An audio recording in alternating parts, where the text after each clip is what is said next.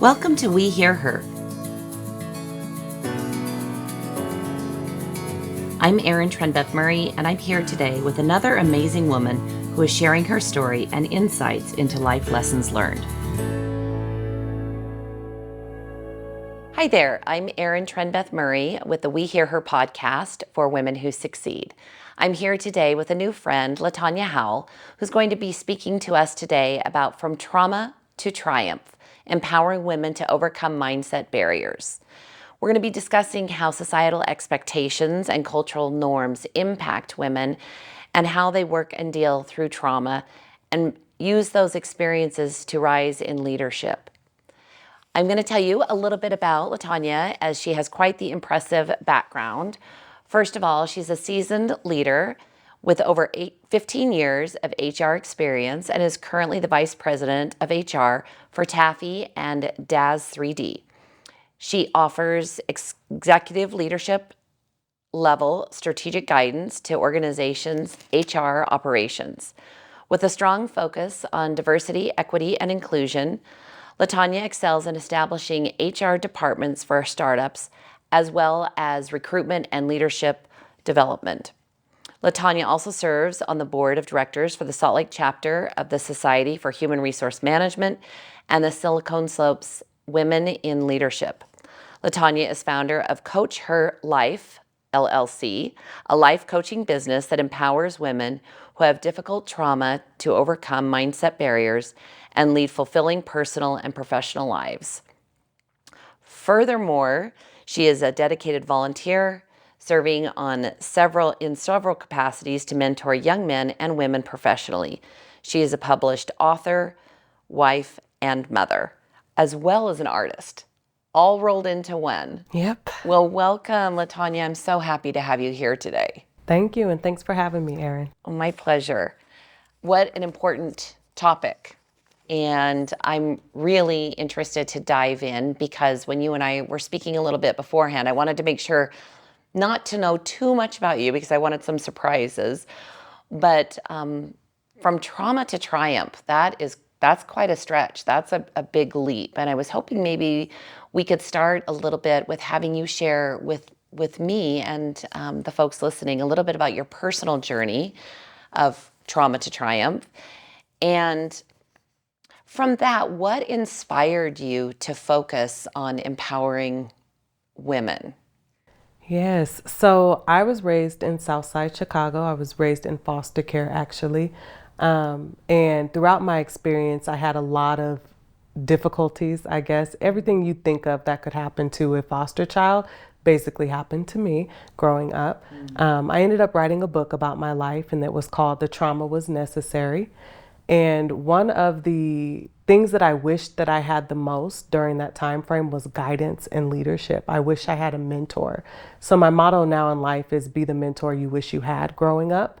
And so Coach Her Life and my dedication to helping women overcome trauma is just based off of my personal journey of having to do that and understanding and recognizing that because of my childhood experiences, I have a lot of trauma that I still deal with, and learning how to navigate that to still make sure that I succeed in whatever goals I had set for myself. So I'm just so impressed of, I noticed that you did speak of that I still coping, dealing, working through trauma. You also, what resonated with me, said that those experiences, in one way or another, you said those experiences made you who you are today.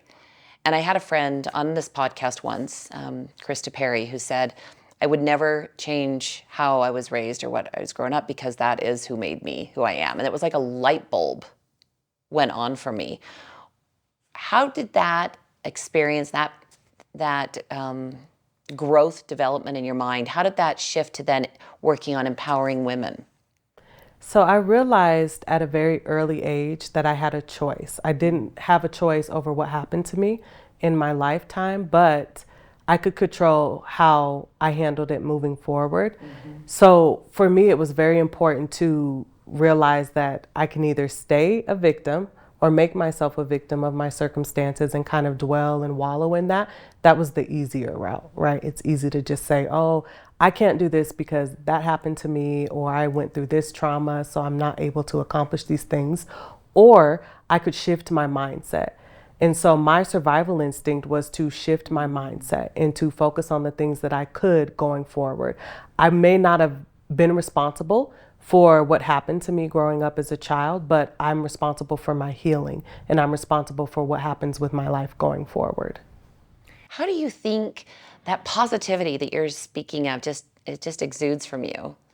That growth mindset. How do you think women get stuck in a mindset that may impact or their personal or their professional life? How does that look, or why does that occur?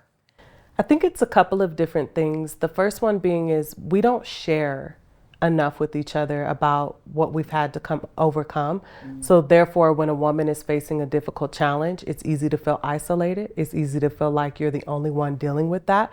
And when you feel those types of feelings, you tend to kind of like seclude yourself. You tend to distance yourself rather than seek community, right?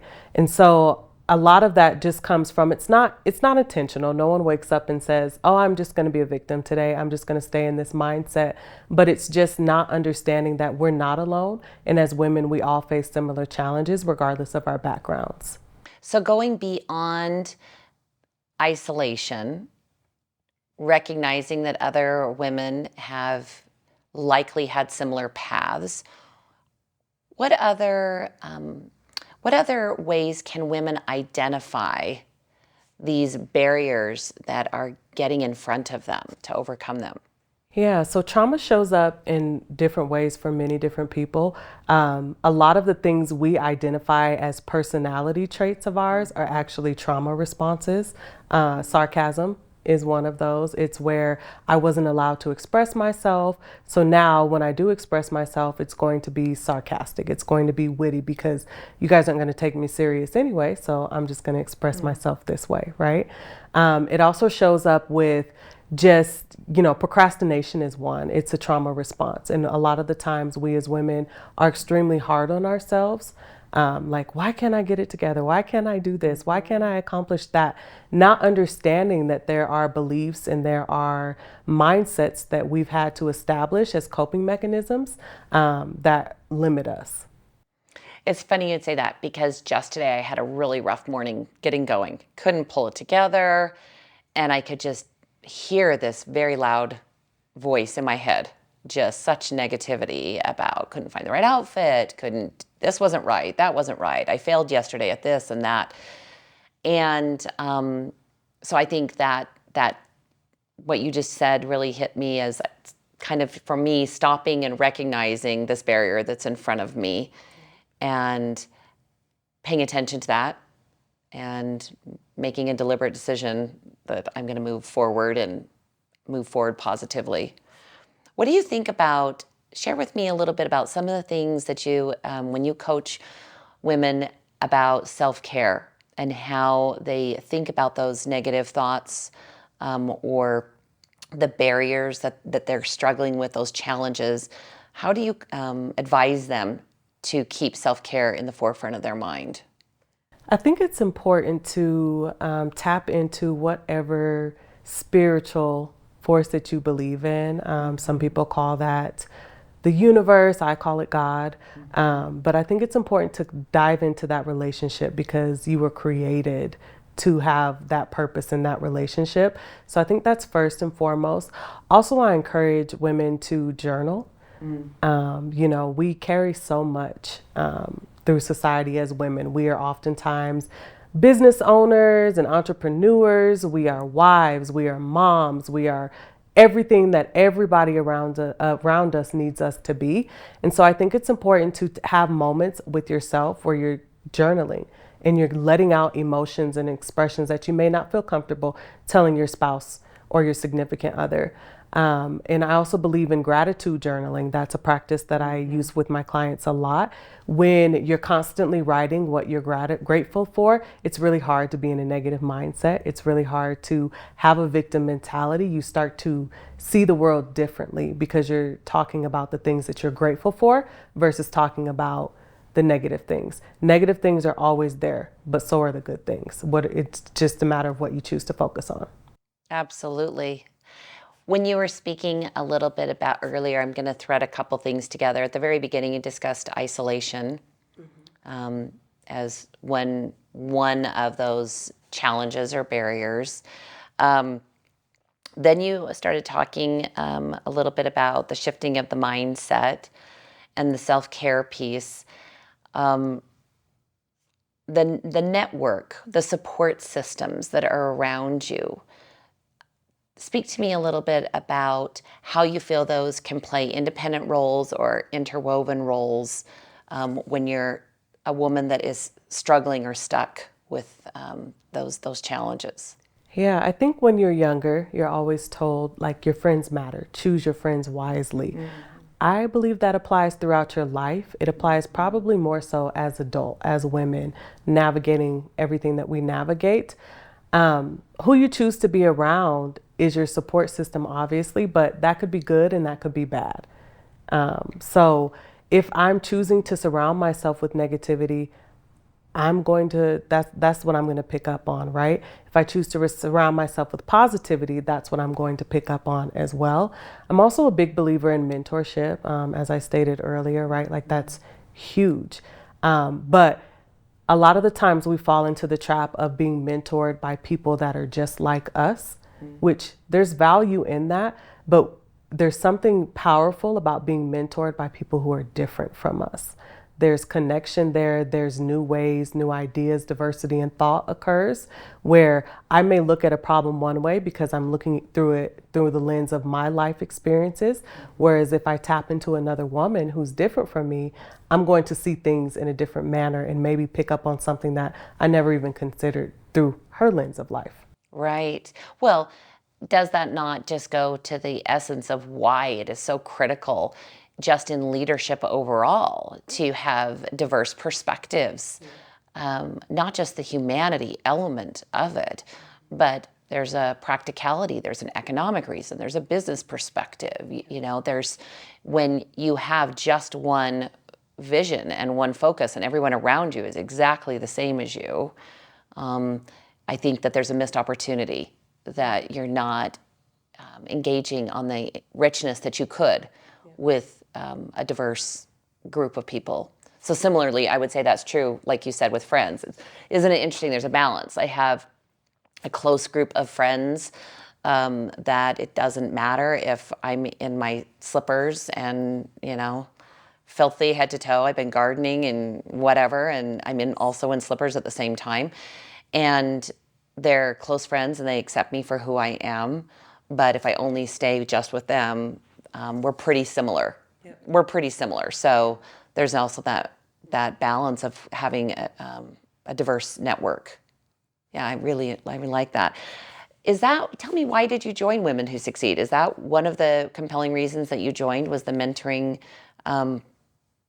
focus that the group has? Yes, that was like the number one trigger for me. I mentor young women in a lot of different capacities. But for Women Who Succeed, I love the idea of the college, right? And encouraging women to get education and seek education. I come from a family where we don't have a lot of college graduates, Of my siblings, I'm the first one to graduate college. Congrats. Yes, thank you. And so that's important to me. And that's values that I want to instill not only in my personal life, but in future generations, and especially in those that I mentor. How do you think, you said you were from Chicago, and there was a little bit of a different culture when you got here. Just a little bit. Yeah. Everywhere in the country, there's different societal norms and different cultures and expectations, certainly. What do you think are cautionary things we should be aware of in our culture here in Utah that pertain to having women manifest or continue a mindset that may not be healthy, that is not allowing them to work through their trauma? What are your thoughts on that? Oh, that's such a good That question. delicate question. Yes. I think here in Utah, we tend to put women into boxes, right? Homemaker, wife, can't have it all, can't do it all. Women are powerful. We are amazing human beings and we can accomplish a lot. So I think breaking out of the mindset barrier of, oh, women can just be homemakers, they can just raise kids. No, we can do whatever we want to do and we can do it very well. Thank you. I wanted to ask this one. I'm going to read this one because I didn't want to I wanted to have it worded carefully. If you were going to give some advice to college age women beyond who you're mentoring that are in our group, and or I would say to women in our Women Who Succeed group who are currently struggling with mindset barriers and feel stuck in their journey towards healing and empowerment, what advice would you give them to get unstuck on their journey? If you can dream it, you can achieve it. So, a lot of the times we'll have a dream, we'll have something we desire, but then along with that dream comes all the negativity, all the reasons why we can't make it happen. You can do it. You absolutely can do it. Don't limit yourself, don't limit your abilities. Everything that you were meant to be in life, you've already been purposed and you already have the skills and the gifts that you need to accomplish what you're supposed to do in life. So trust that and lean into it and just keep going. Oh, Tanya, thank you so much for being here today. My pleasure. Thanks for having me. I really appreciate it. I feel like I'd like to just sit down with you for 10 hours, and I can because she's a life coach. So there we have it. From trauma to triumph, empowering women to overcome mindset barriers. I'm so appreciative of Latonya being here today to help us think through getting unstuck, using positivity, reaching out to our networks, journaling as one of the practical applications, being focused on what we're grateful for, all of those things. I'm thrilled to have her bring to Women Who Succeed today and all of those of you out there watching. So thank you so much for joining us for the We Hear Her podcast, and we look forward to having you with us next time. Thank you for taking the time to hear her. Join our efforts and learn more about Women Who Succeed at womenwhosucceed.org.